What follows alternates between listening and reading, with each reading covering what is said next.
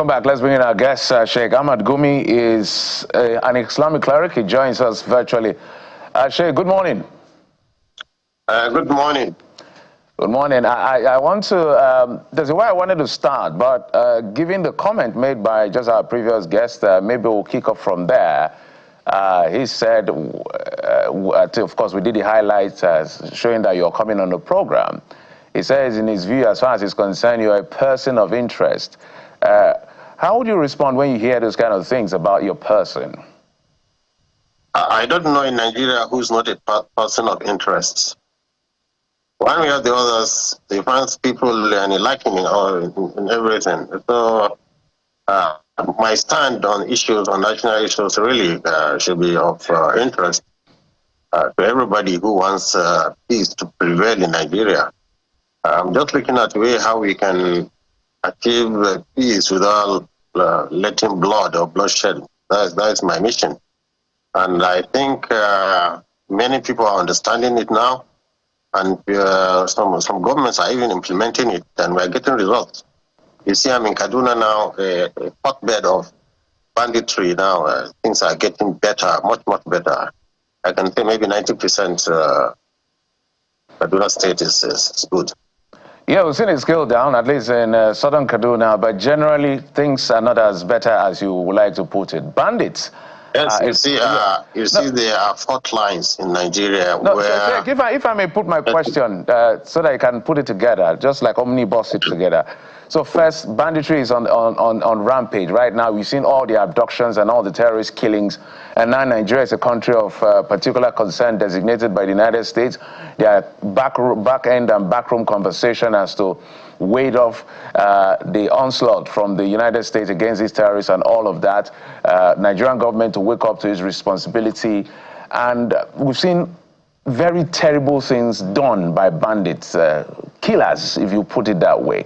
But sometimes one wonders that when these things happen, as much as you say you are pushing to make sure that everybody is safe, everybody is happy, or we have peace, it feels to some people like you're more sympathetic to the perpetrators of this evil than to the victims themselves. Well, how do you respond to that, besides the thing you want to... I'll respond to that. You see, I'm a medical doctor.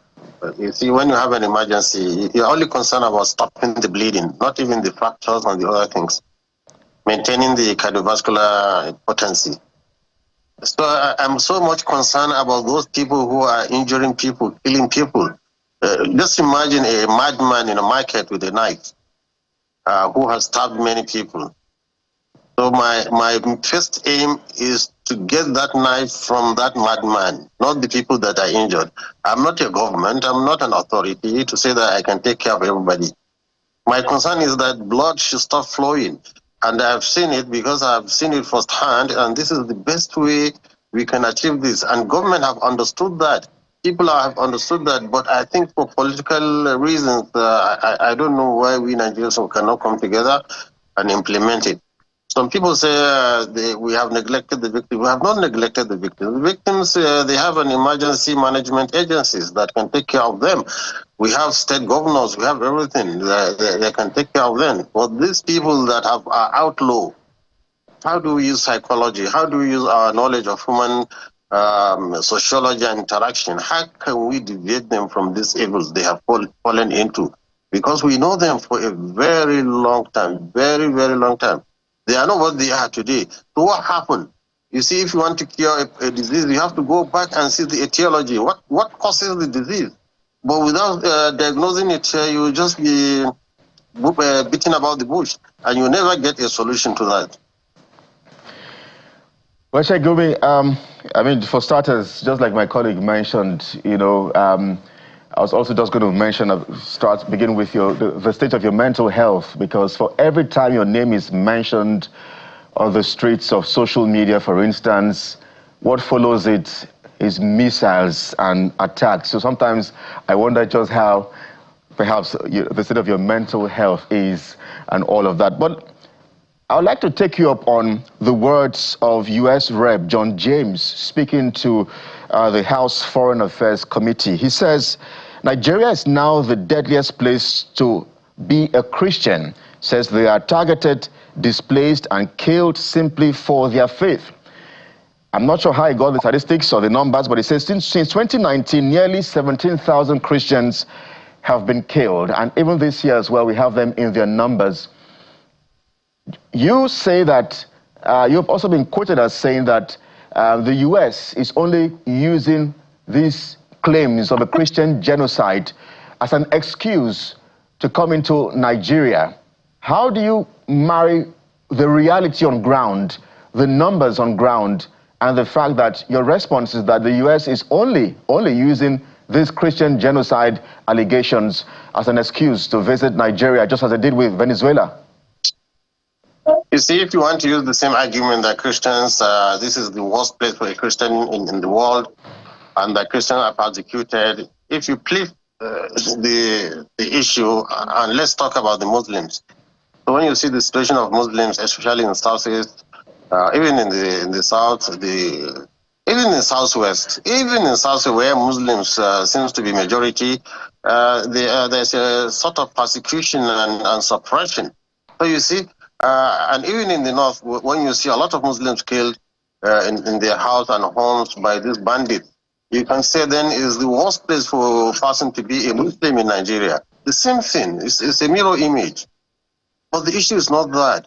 The issue is that we have a clash that has that has gone bad. Well, how can we, as Nigerians, come together and cure it? We foreigners cannot cure our problem. They cannot even understand what is happening. You know.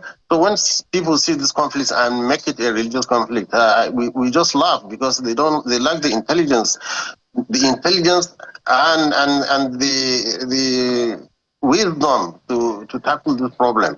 You see what happened in Gumi, Plateau State, or in southern Kaduna, or whatever thing. Yes, it's the same thing that is happening in Katsina, the same thing happening in Zamfara. The only difference is that here, the divide is between two different ethnic groups, but there is between herders and those who are sedentary. I won't say even Fulani Hausa, because you hardly see a Hausa man without a Fulani blood, or a Fulani without a Hausa blood. In fact, when you go to the bush, they're all speaking Hausa. They have turned into Hausas. So the only problem we have is there are fault lines where there are ethnic tribes that are indigenous in an area, and they are settlers, and they fight over resources. This is then how do we stop this bloodshed? Is to go there and see how we can amicably reconcile between them. You have a lot of Igbos, despite the agitation for a Biafran state. You have them in Abuja, you have them in Kaduna, you have them in Kano, everywhere doing their business fine. And the population are very happy with what they are providing the service. And you have houses everywhere. You go to Agege, you go to here in Lagos, you go to Ibadan, houses everywhere. Yorubas, you go to Maiduguri, doing their business. We Nigerians, we are united. Just go to the market. That's where you know there's unity between Nigerians. And we share the same military, we share the same police, we share the same politics. So I don't know what animosity. Why do we want a narrative that will give a foreigner that has once colonized us, in a sense, because all their origin is from one place, we know it. They went to America, colonized it, and Australia and other areas. So now, how can we give them a Nigeria on a platter of gold? Just like that to come and colonize us. Don't we have... Okay, my apologies. You can land on your thoughts. Land on your thoughts, Sheikh.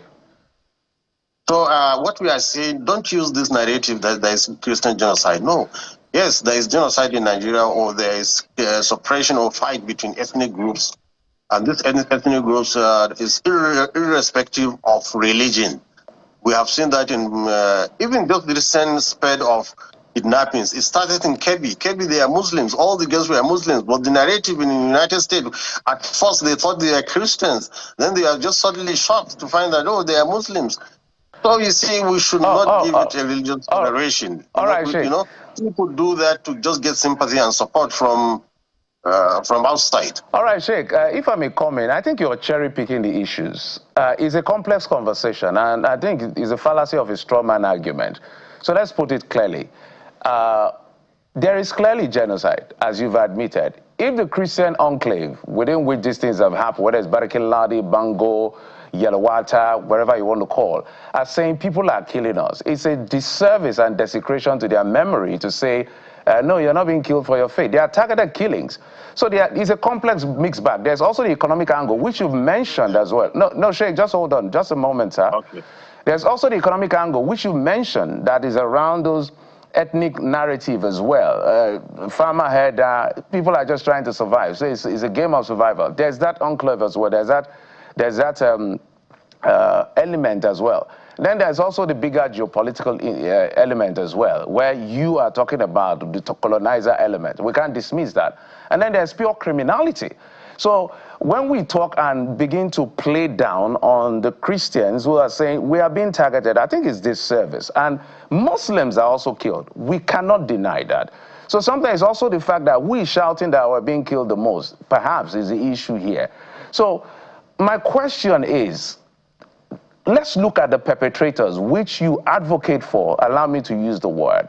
Do you think we should even be having a conversation with them, especially those who are killing and driving a genocidal agenda? We can maybe have a conversation around economic conversation. Okay, first, I'm not advocating for them. I'm advocating for Nigeria so that we see how we can tackle this menace. Let me tell you, just now, children are kidnapped in Kebbi State. Then there's in Kwara. Then there's in this place. Bauchi is afraid.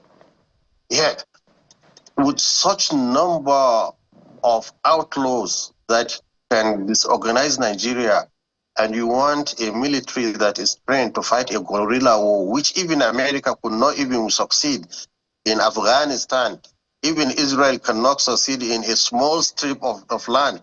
A guerrilla war, our army is not designed for a guerrilla war. No army is designed for that. This kind of people we are showing now. No army is designed for it. So since we have people that are ready to put down their arms, then why do you always decide it has to be kinetic? Let me give, for example, now this Kanu that was imprisoned for terrorism, for agitating that our soldiers should be killed. If the same Kanu now will show remorse and also call for peace, honestly, I will be in the forefront in calling for his pardoning and amnesty for him. Look, Shagari, our president, we are from the same, actually, town, or in fact, related with Shagari. He gave amnesty to Ojukwu.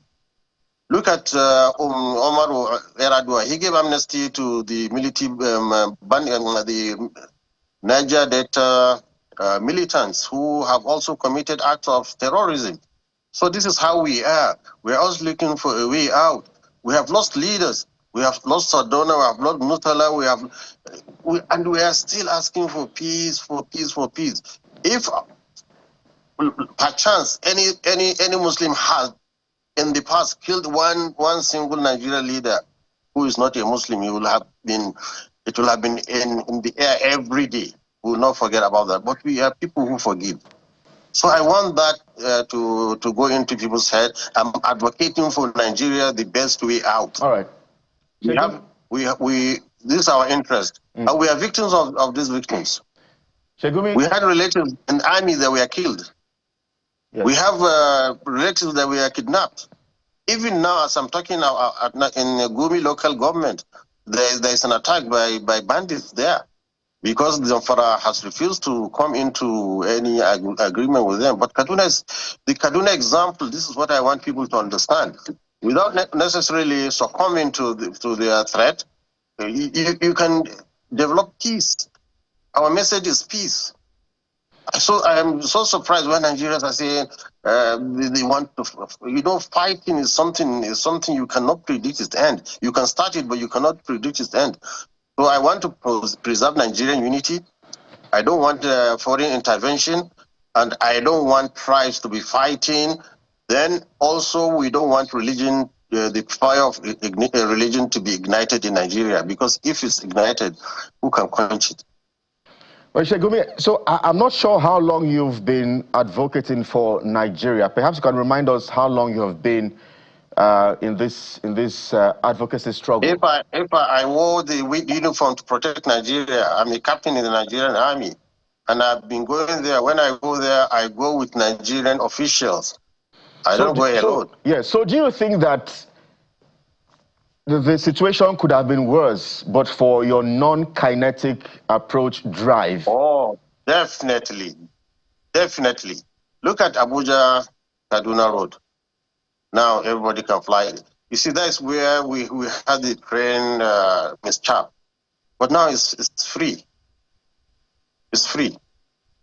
Things are improving. I'm not saying it's 100%. There's there are incidences where it happened. But it's not the norm. Things are improving. Just give the government time and chance. But to be pressurized from outside, this is what we object. Our sovereignty is a red line. We can never accept foreigners to come into this Nigeria with whatever excuse it is. But you see, in Nigeria, during he did one commission, Kaduna Peace Commission, and this Peace Commission gathered scholars from a Kaduna Peace family. We have even been to Southern Kaduna, we're in churches, meeting people, giving them hope. And we've met with Fulani settlers there to giving them hope. We have been doing this work for Kaduna State government during Rufai. It has tried in that angle. So Sheikh, so it's not. Sheikh. So let's be clear on who you're talking with. On one hand, are you talking about bandits here, or you're talking about these evil ideological terrorists, so that we are clear on who you are saying we should have a conversation with? Because there's clearly people we cannot have a conversation with. You as a journalist, you must have had these groups. If you have been following this, the Fulani herdsmen have been calling for peace, and when you call them for peace, they come. They come with their guns because for many reasons. But they come for peace. Can you call IPOB for peace? Can you call Boko Haram? Boko Haram, I think the former president has called them for peace and they came. But when they didn't materialize, now it's difficult to call them to peace. So anybody who inclined to peace, I'm with him. Anybody who inclines. I'm telling you, Nnamdi Kanu now, if he inclines to stop the agitation, the violent agitations and killing of people, and he says he's going to pursue whatever dream he has peacefully, I will be in the forefront trying to see that this man is released, because I should be given an amnesty for despite the offenses and atrocities he has committed. All right. Gumi, for someone who, you know, some years ago you put on the military uniform, how do you feel when you hear stories around compromise and ambush? For instance, a brigadier general was killed some weeks ago. So how do you respond? How do you respond to some of that? Immediately, look, Boko Haram, we know already there's an international interest group that is supporting them, giving them intelligence, in fact, giving them live locations, giving them mounted guns, anti-aircraft guns, stronger than our machine guns. We know they are sponsored from outside. So I'm not surprised if they can rout and kill a brigadier. They are supported. So now what we have to identify, who are the supporters internationally, and also the route from which weapons are given to them. Can you imagine a Hilux Toyota car, so many with them? How can they get it? But when you look at the herdsmen, they don't have such sophisticated weapons, the herdsmen, because they are already surrounded. But those in Sambisa, they have Cameroon. Things can come from Cameroon. People before, they are suspecting France, but with the confession of a U.S. congressman that U.S. aid is used to sponsor some of the activities of Boko Haram, everything become clear. I don't know why you journalists, you don't really expatiate and go deep and see where confession is there. Boko Haram, we are not just fighting a ragtag army. We are fighting the world, in international world that is so greedy about our resources. Nigeria is a very rich, blessed country. Even for a president to call Nigeria disgraced, I think is part and parcel of the indignation that is trying to show that we are people who are not capable of protecting our nation, that we need a master to come and do it for us, and all this, all that, hiding behind a narrative which is every one of you knows its fault. We are not killing Christians, Christians are not killing Muslims. Yes, there are clashes where Muslims and Christians are on the both sides, and there are clashes where Muslims and Muslims are on different sides. So it's not religious. That is the argument I would disagree with you on, with the greatest sense of respect. If people have said they are being killed for their faith, I will not sit here and say they are wrong. We may generalize it or may characterize it differently. But I think both of us can agree, all of us can agree to the point of saying military intervention coming in, we know how it ends. It may not actually end well. But when we are unable to secure ourselves and our people are not feeling safe, what option is left for the people in this sense? Now, with what is going on, do you think that we may get to a point where people may resort to self-help, Sheikh Gumi? Well, I think now there is a really paradigm shift in our defense tactics. We are seeing that, yes, the kinetic approach is 25% and the rest is 75%. The 75% is what we are agitating the government to hasten and do it. Let's put Nigerians together and reconcile between Nigerians so that they stop the animosity of killing each other. All these people killing each other, they are really ignorant people. They are the low-class Nigerians. They are killing each other. So we should do with the education we had. We are supposed to use it to separate Nigerians from killing each other. This is what we are supposed to do, and we can do it as Nigerians. Nigerians are the best educated people, even in the United States. You go to UK, and everywhere we're educated. Why don't you all come together, put our hands together with the government, and see that we can tackle this problem rather than blowing things out of proportion and giving a narrative that will give a foreigner a chance to come into our beloved country and destroy it. Sheikh, I see this person they are calling. Another factor is, even if you want a foreign assistance, for goodness sake, and they say those who come to equity should come with clean hands.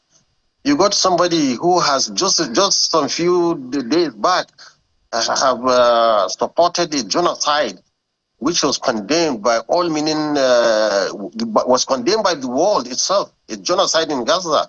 That same person, you're calling him to come and assist you in Nigeria. Sheikh, as we begin to wind down, I'm sure my colleague has a question for you. My apologies, Sheikh. We're racing against time. My apologies, so that we can make sense of the conversation. My colleague wants to ask a question, but where I'm going to with this, let's forget about Trump for a moment. That's why I said I think somehow, apart from those who are constantly being killed, wherever help comes from, it's inconsequential to them. They just want to stop dying. And I think it's a fair thing to expect. They don't care who is coming to save them, whether it's America or whoever. So let's forget America for war. Just hold on, sir. Just hold on, sir. Wait. America is never coming to save them. They're just using them to ride. But the Nigerian government is not protecting them enough. And then when you say they are fighting each other, who is fighting? Boko Haram, bandits are killing people. So what do you mean by who is fighting? What is this fighting? What I'm telling you is Americans, when they come into Nigeria, they will make the situation worse. They are not going to make it any better. They have been anywhere, wherever they are, they make things worse. So Nigeria will not be different. But Nigeria is even more liable that they will make it worse because they want to balkanize Nigeria because of the resources. So even the person you are calling is even important. You see, when you bring a butcher to do a surgery, that is wrong. No matter how sick you are, you won't bring a butcher to say to do a surgery on you. So this is a point we have to understand. Yes, Nigerian government can do it. We have Christians in Nigerian government. We have Christians in the military. We have Christians all over the place, and they are not persecuted. So how can we use that as an excuse to bring in a colonist into our country? I thought your education really makes some people to feel self-confidence. Well, what I understand now, and I'm so surprised, some people who are supposed to be educated, you find that they have this inferiority complex towards these white colonist people. So I think, yes, the Christians have to be apprehensive, but look, you should know that you have representative. You have representative in government. Let's channel, just like what the Kaduna model did. We and Muslim clergy and Christian clergy come together, visiting these affected people. All right, so, we visited them. Yes, Sheikh Gumi, so it does means that for these people that you say you're advocating for Nigeria, but you also try to reintegrate these people into the society. And we hear that some of them have joined the military. You're also calling for issues around education and unemployment. You've singled out those two as perhaps, the reasons why these people always take up arms. But our job here is also to ask you questions that the average Nigerian would like to ask you if they come in contact with you. So let me also ask you this. For the people who are in the correctional centers and prisons, for instance, if they also say, look, I committed so and so crime, I am sorry, are you also advocating that they should be released from the correctional centers? And if we have criminals that have committed a crime, can we allow them to be pardoned, or what do you exactly know? Is it not just recently the president pardoned some criminals? Are you talking on that passion or what? No, not just the presidential pardon. Just like you are also advocating that these bandits be reintegrated to the society. So I'm asking as well, for those who we have at the correctional centers or in the correctional centers, if they also say, look, I am sorry, I committed this crime, I'm sorry, please forgive me, I want peace, can they also be reintegrated into the society just the same way you're advocating for the bandits as well? You see, if there is a communal clashes, it's different from individual criminality. That's why when after the Civil War, atrocities were committed from both sides, and over 2 million people died, and yet the engineers were pardoned, and there was no victor and vanquished because it's communal.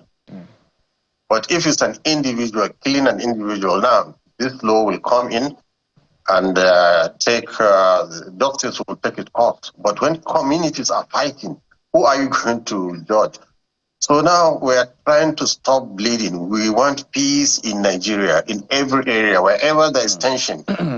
Let's have Nigerians. The clergy, instead of putting fuel on fire, let's go there and see how we can unite the warring faction.